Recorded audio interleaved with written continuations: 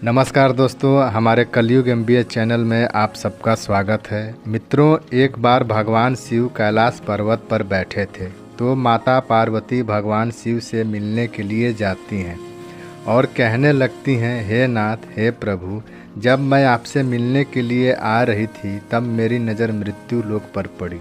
वहाँ मैंने क्या देखा कि 3 स्त्रियां जो आपस में सहेली थीं, उनमें से 2 स्त्रियां विधवा होकर दुखी जीवन जी रही थी, जबकि एक स्त्री सुहागन होकर के अपने पति के साथ सुखी जीवन जी रही थी। प्रभु, ये बात मेरी समझ में नहीं आई, इसलिए मेरे मन में 3 प्रश्न गूंजने लगे। अब मैं आपसे ये जानना चाहती हूँ कि आप मेरे तीनों प्रश्नों के उत्तर दे करके मुझे संतुष्ट करने की कृपा करें। मित्रों, इस तरह माता पार्वती के बात को सुनकर के भगवान शिव कहते हैं, हे पार्वती, मुझे अपने तीनों प्रश्न बताओ। मैं तुम्हें तुम्हारे प्रश्नों के उत्तर दे करके पूरी तरह से संतुष्ट करने का प्रयास करूंगा। अब माता पार्वती कहती हैं, हे प्रभु, मेरा पहला प्रश्न है, कौन सी स्त्री समय से पहले विधवा हो जाती है? मेरा दूसरा प्रश्न है, कौन सी स्त्री के जीवन में कभी सुख नहीं मिलता है? और मेरा तीसरा प्रश्न है, कौन सी ऐसी चीज़ है जो एक पत्नी अपने पति को मांगने से भी नहीं देती है?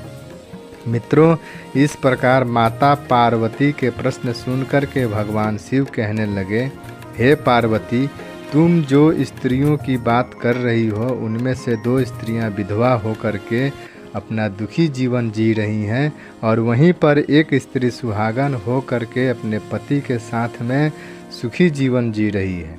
तुम जानना चाहती हो आखिरकार ऐसा क्यों है? तो मैं तुम्हें एक छोटी सी कहानी सुनाता हूँ। उस कहानी को बहुत ध्यान से ही सुनना। आधा अधूरा कहानी सुनने वालों को आधा अधूरा ही ज्ञान प्राप्त होता है, जो जीवन में कभी काम नहीं आता, क्योंकि तुम्हारे तीनों प्रश्नों के उत्तर इसी छोटी सी कहानी में समाये हुए हैं। इस कहानी को यदि तुमने ध्यान से सुन लिया तो तुम्हारे तीनों प्रश्नों के उत्तर तुम्हें अवश्य मिलेंगे और तुम्हें संतुष्टि प्राप्त होगी। मित्रों, माता पार्वती कहती हैं, मैं आपकी बात से सहमत हूँ। आप कहानी शुरू करें, मैं कहानी को पूरी मन से सुनूंगी और जब तक आप कहानी बोलेंगे तब तक मेरा मन किसी दूसरे स्थान पर नहीं जाएगा।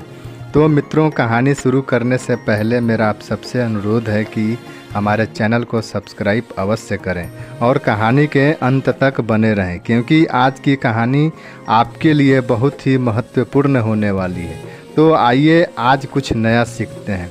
भगवान शिव कहते हैं, हे पार्वती, सबसे पहले मैं तुम्हें उस स्त्री की कहानी सुनाता हूँ जो सुहागन बनकर के सुखी जीवन जी रही है। देखो, जिस सुहागन स्त्री की तुम बात कर रही हो वह सुहागन स्त्री एक राजा के नौकर की पत्नी है, और जिस नौकर की वो पत्नी है उस नौकर को अपनी पत्नी पर पूर्ण विश्वास और भरोसा है कि वो पतिव्रता है, जिसकी महिमा वो अपने साथियों में बार बार करता है। अब देखो, एक दिन की बात है, उस राजा के नौकर ने अपनी पत्नी की प्रशंसा इतनी की कि बात धीरे धीरे फैलते हुए राजा के दरबार तक पहुंच गई। फिर तो राजा ने अपने नौकर को बुलाया और उस नौकर से कहा कि तुम हर किसी से कहते हो कि तुम्हारी पत्नी पतिव्रता है, क्या वास्तव में आपकी पत्नी पतिव्रता है? आपको पूर्ण विश्वास है? भगवान शिव कहते हैं, हे पार्वती, इस प्रकार राजा की बात सुनकर नौकर कहने लगा, महाराज, मुझे पूरा विश्वास है, विश्वास से भी बढ़कर विश्वास है कि मेरी पत्नी पूरी तरह पतिव्रता है। अब उसी समय पर राजा का महामंत्री कहने लगता है, यदि मैं तेरा पत्नी का पतिव्रत खंडित कर दूं तो तुझे क्या सज़ा मिलनी चाहिए? तो फिर नौकर ने कहा, यदि तुम मेरी पत्नी का पतिव्रत खंडित कर देते हो तो महाराज मुझे फांसी लगा देना। अब उधर राजा का नौकर भी मंत्री से कहता, यदि महाराज ये मेरी पत्नी का पतिव्रत खंडित न कर पाए तो इनकी सज़ा क्या मिलनी चाहिए? तो राजा ने कहा कि मंत्री को भी फांसी की सज़ा दी जाएगी। भगवान शिव कहते हैं, हे पार्वती, इस प्रकार मंत्री ने स्वीकार कर लिया और नौकर से पूछा कि ऐसी क्या वस्तु लाऊं कि तेरी पत्नी का धर्म खंडित करने में मैं सफल होऊंगा।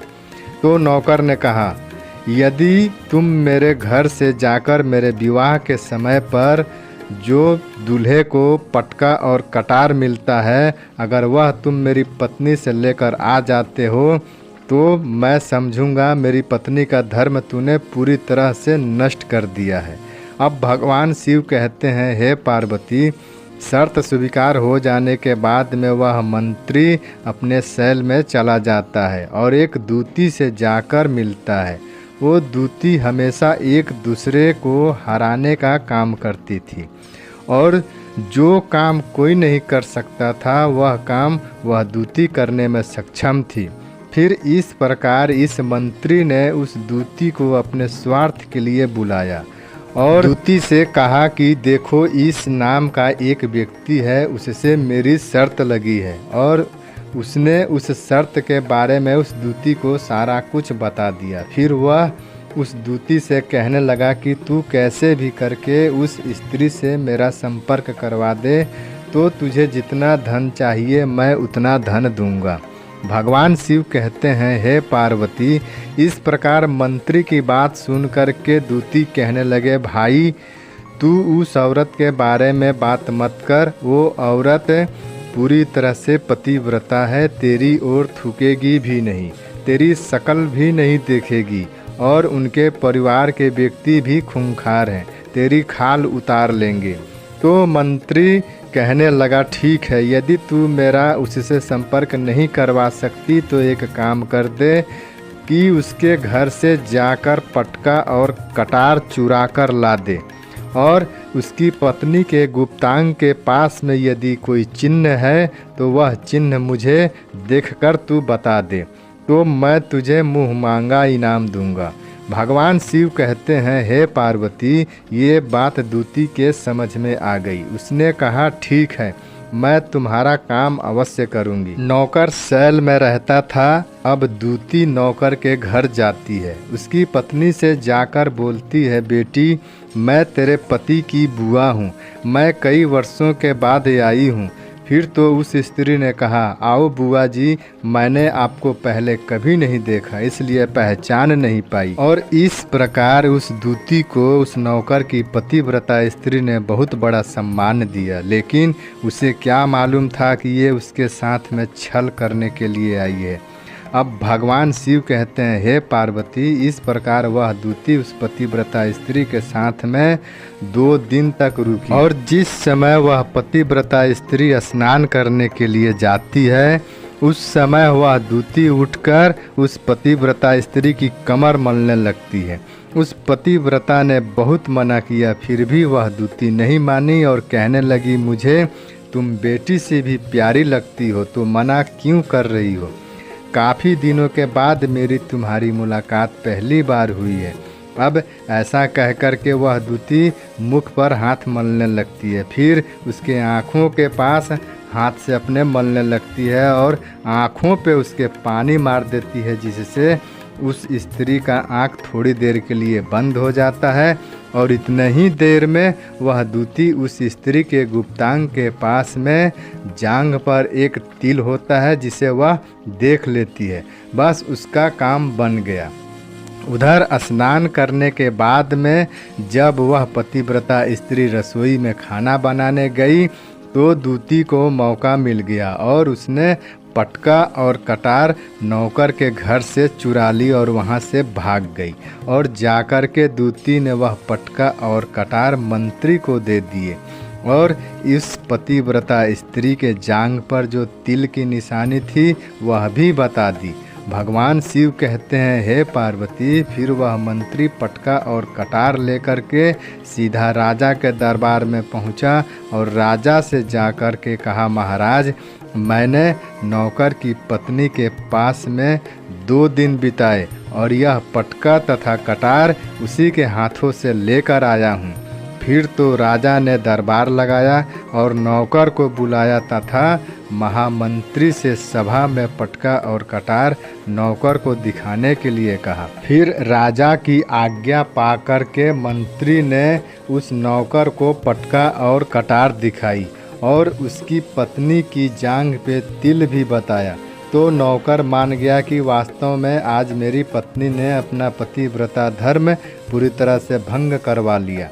भगवान शिव कहते हैं, हे पार्वती, फिर तो राजा ने फांसी का दिन 15 दिन बाद में रख दिया और कहा नौकर को 15 दिन के बाद फांसी पर चढ़ाया जाएगा। और इस प्रकार से नौकर से उसकी अंतिम इच्छा पूछी तो नौकर ने कहा, मैं अपनी पत्नी से अंतिम बार मिलना चाहता हूँ। भगवान शिव कहते हैं, पार्वती, इस प्रकार राजा ने उस नौकर को आज्ञा दे दी कि ठीक है, तुम अपनी पत्नी से मिल सकते हो। फिर नौकर अपने घर चला गया और अपनी पत्नी से कहा कि आपने मेरे साथ में बहुत बड़ा विश्वासघात किया। मैं आपके विश्वास पर मंत्री से ऐसी शर्त लगाई थी कि राजा के दरबार में राजा के सामने मैंने कहा था कि मेरी पत्नी का कोई पतिव्रत धर्म नष्ट करते तो मुझे फांसी लगा देना।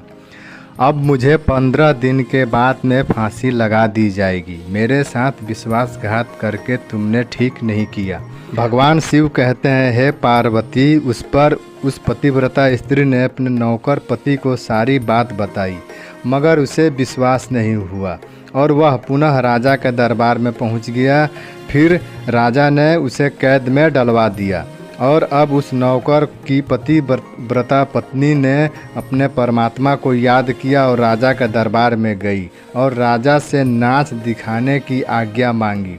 भगवान शिव कहते हैं, पार्वती, उधर नौकर की धर्म पत्नी ने परमात्मा को याद किया और अपना भेष बदल करके राजा के दरबार में गई और राजा से नाच दिखाने की आज्ञा मांगने लगी, क्योंकि वह स्त्री बहुत ही सुंदर थी और उधर राजा लोग शौकीन होते हैं नाच गाने के। इसलिए राजा ने आज्ञा दे दी और मंत्री से कहा कि इस सुंदरी की नाच करवाने की पूरी व्यवस्था करें। भगवान शिव कहते हैं, हे पार्वती, फिर सभी मंत्री, महामंत्री, राजा आदि दरबार में उपस्थित हुए और उस नौकर की धर्म पत्नी ने नाचना शुरू किया तो राजा को इस स्त्री का नाच बहुत सुंदर लगा और फिर राजा ने कहा, तुम मुझसे क्या मांगना चाहती हो? तुम जो भी मांगोगी मैं तुम्हें वही दूंगा। भगवान शिव कहते हैं, हे पार्वती, तब उस नौकर की पतिव्रता स्त्री ने कहा, महाराज, आपकी सभा में मेरा चोर है जिसने मेरे रुपए लिए थे मगर आज तक वापस नहीं दिए, उसे फांसी की सज़ा दे दीजिए। अब राजा ने कहा, ठीक है, बताओ मेरे दरबार में तुम्हारा चोर कौन है, उसका नाम क्या है, मैं उसे फांसी की सज़ा अवश्य दूंगा। फिर उस नौकर की पतिव्रता स्त्री ने कहा, महाराज, आपका मंत्री ही मेरा चोर है, उसी ने मेरे रुपए लिए हैं और आज तक नहीं लौटाए। इधर जैसे ही मंत्री ने सुना कि यह सुंदरी मुझे अपना चोर बता रही है तो मंत्री कहने लगा, महाराज, मैं कसम खाकर कहता हूँ कि मैंने इसका कभी कुछ नहीं चुराया है। मैंने तो आज तक कभी इसे देखा ही नहीं है, तो मैं इसका चोरी कैसे कर सकता हूँ, मैं इसका पैसा कैसे ले सकता हूँ।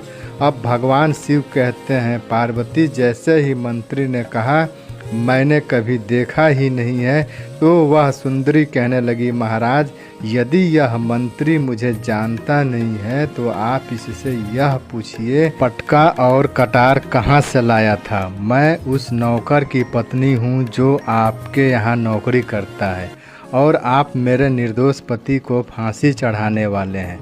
अब मैं आपको पूरी दास्तान सुनाती हूँ। ये जो आपका मंत्री है, इसने मेरे पास में अपने एक दूती को भेज करके मेरी जांघ के तिल का पता लगाया और उसी ने ये पटका तथा कटार चुरा करके इसको ला करके दे दी और आपके मंत्री के भेजी गई दूती मेरे घर पर आई थी और उसने मुझसे कहा था कि वो मेरे पति की बुआ है, वो पहली बार आई है, इसलिए मैं उसे पहचान नहीं सकी। और महाराज, इस प्रकार मैंने उस स्त्री को बहुत बड़ा सम्मान दिया और अपने घर पर ठहरने की व्यवस्था कर दी। भगवान शिव कहते हैं, हे पार्वती, इस प्रकार उस राजा ने उस पतिव्रता स्त्री की बात सुन करके राजा ने दूती को बुलाया। फिर उसी दूती ने राजा को सारी सच्चाई बता दी, जिससे राजा ने उस नौकर को बरी कर दिया और मंत्री को फांसी पर चढ़ा दिया। और अंत में उस पतिव्रता स्त्री ने राजा से कहा, महाराज, मैं अपने पति से बहुत प्यार करती हूँ। मैं एक चरित्रवान स्त्री हूँ। मैंने कभी भी अपने पति का नाम तक अपने मुंह से नहीं लिया है। अब भगवान शिव कहते हैं, हे पार्वती, मेरी कहानी पूरी होती है। अब तुम अपने तीनों प्रश्नों के उत्तर बारी बारी से सुनो। तुम्हारा पहला प्रश्न था कि कौन सी स्त्री समय से पहले विधवा हो जाती है। तो जो स्त्रियां अपने पति का नाम लेती हैं वह समय से पहले विधवा हो जाती हैं, क्योंकि पति का नाम लेने से पति की उम्र कम हो जाती है और समय से पहले ही उनकी पति की मृत्यु हो जाती है। ऐसी स्त्रियां जो अपने पति का नाम लेती हैं वह समय से पहले ही विधवा होकर के एक दुखी जीवन जीती हैं। बस यही राज की बात है कि तुम जिन सहेलियों की बात कर रही थी उनमें से 2 विधवाएं थीं और एक नौकर की पत्नी थी जो पतिव्रता नारी थी। ये पतिव्रता कभी भी अपने पति का नाम अपने मुंह से नहीं लेती थी। उधर 2 स्त्रियां जो विधवा होकर दुखी जीवन जी रही थी वह हमेशा अपने पति का नाम लेकर ही बुलाती थीं, जिसकी वजह से उनके पति की उम्र कम हुई और वह स्त्रियां समय से पहले ही विधवा हो गईं और आज वह दुखी जीवन जी रही हैं। इसलिए कभी भी स्त्रियों को अपने पति का नाम लेकर नहीं बुलाना चाहिए, अपने मुख से पति का नाम नहीं लेना चाहिए। अब तुम्हारा दूसरा प्रश्न था कि कौन सी स्त्री को जीवन में कभी सुख नहीं मिलता। तो समझ लो, जो स्त्रियां बिना अपने पति के तीर्थ स्थान या उत्सव में जाती हैं उनके जीवन में कभी सुख नहीं आता। ऐसी स्त्रियां जीवन भर दुखी रहती हैं और उन्हें कभी पति का प्रेम नहीं मिलता। अब भगवान शिव कहते हैं, हे पार्वती, तुम्हारा तीसरा प्रश्न था कि कौन सी चीज़ है जो एक पत्नी अपने पति को मांगने से भी नहीं देती है।